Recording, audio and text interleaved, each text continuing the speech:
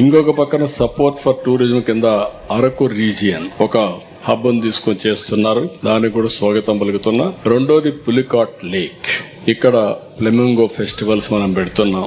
One of the most beautiful place.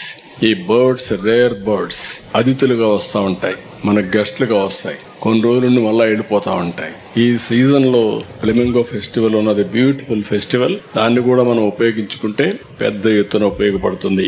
ఇవన్నీ ఉపయోగించుకోవడమే కాకుండా ఈ రోజు logistics hub for the east, coastal cargo, inland water ways, freight corridor, ఇవన్నీ కూడా పెద్ద ఎత్తున పెద్ద పెట్టేస్తున్నారు. నేను కూడా ఎప్పటి నుంచి ఇది మాట్లాడుతున్నాను. ఏదైతే సీ కోస్ట్ నుంచి ఈస్ట్ వెస్ట్ కారిడార్ మనకుండేది, నార్త్ సౌత్ ఉంది. ఇచ్చాపురం నుంచి ప్రారంభిస్తే చెన్నై వరకు, నార్త్ నుంచి సౌత్ వరకు ఒక కారిడార్ వస్తుంది. 1000 కిలోమీటర్ల సీ కోస్ట్ ఉండే కారిడార్. దీనికి నేను ఎన్నోసార్లు చెప్పింది, ఎవ్రీ 50 కిలోమీటర్స్ ఒక పోర్ట్, దగ్గర 20 పోర్ట్లు వస్తాయి. Hub and spoke model. అక్కడి నుంచి ఇంటర్ ల్యాండ్ కి తీసుకెళ్లాలి. అంటే మనం ఈస్ట్ లో ఉన్నాం, దీన్ని వెస్ట్ కి తీసుకెళ్లాలి.